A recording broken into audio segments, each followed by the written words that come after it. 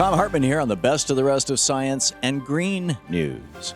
You need to know this. Last week, the Centers for Disease Control and Prevention said that at least 2 healthcare workers were exposed to Middle East respiratory syndrome in Florida and Indiana.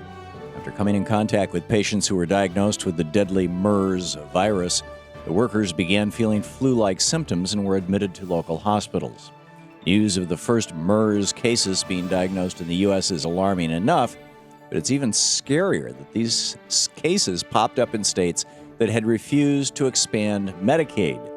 Indiana is currently working out a healthcare savings-type system, but it could require that patients chip in more than $1,000 before any of those plans pay for any services. And despite being offered a waiver to privatize their expansion, Florida lawmakers are still refusing to provide health coverage to low-income residents.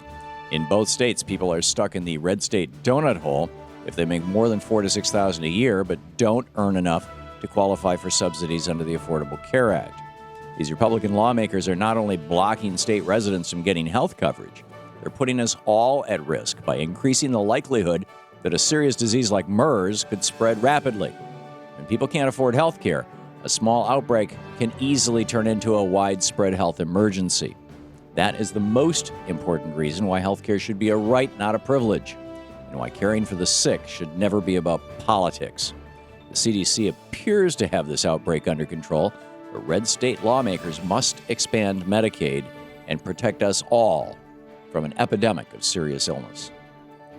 To make the switch to green energy, our nations will have to embrace new ideas and new technology. Thankfully, people like Julian Scott Broussard have been thinking green for some time.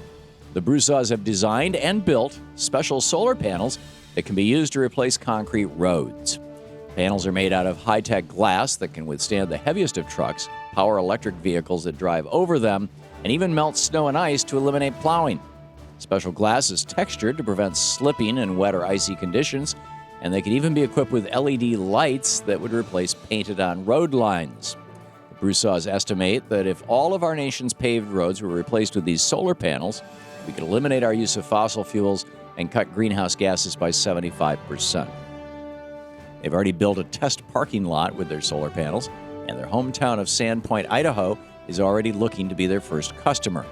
These panels could turn our patchwork of roads into a national solar grid, and they'd be a great infrastructure project to put people back to work. It looks like the Broussards have created a win-win project for everyone, and we should get busy building some new solar roads. The oil and gas industry was responsible for more than 7,600 spills, blowouts, and leaks just in 2013. According to a new analysis by EnergyWire, that's an average of about 20 spills every single day of last year. Although most of the spills were small, altogether they added up to 26 million gallons of gas, oil, fracking fluid, and other toxic substances. And this data doesn't include figures from spills in Louisiana, one of our nation's largest natural gas producing states.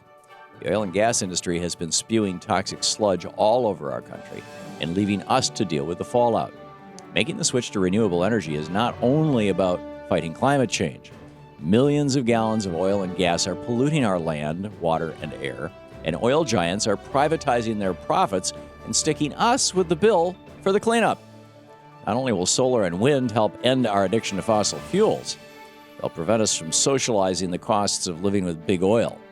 Renewable energy will give us a greener future, and it can give us a cleaner nation today as well.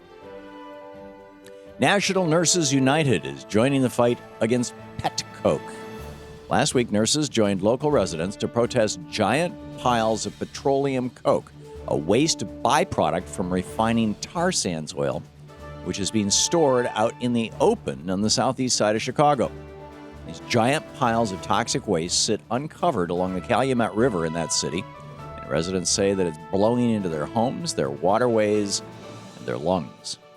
These nurses stood with residents who see Petcoke as a serious public health issue and want it banned from being transported or stored in their city. These nurses are the people who see the real effects of fossil fuels, and they're taking a stand against Petcoke in the Windy City. Hopefully some Chicago lawmakers are listening.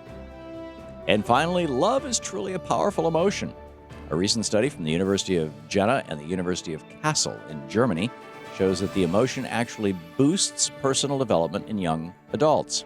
And a loving relationship can even help stabilize the personality of young people with neurotic tendencies. Researchers found that patterns of depression, low self-esteem, and general dissatisfaction diminished in people who were in loving relationships. And those changes were more pronounced in the test subjects who identified as neurotic. One of the doctors who conducted the study explained that long-term relationships had a stronger effect, but even short, loving relationships had a positive benefit. He said, generally, we can say that young adults entering a relationship can only win. It turns out that the power of love is more than just a Huey Lewis song. It's actually supported by science. And that's the way it is for the week of May 19th, 2014. I'm Thom Hartmann on Science and Green News.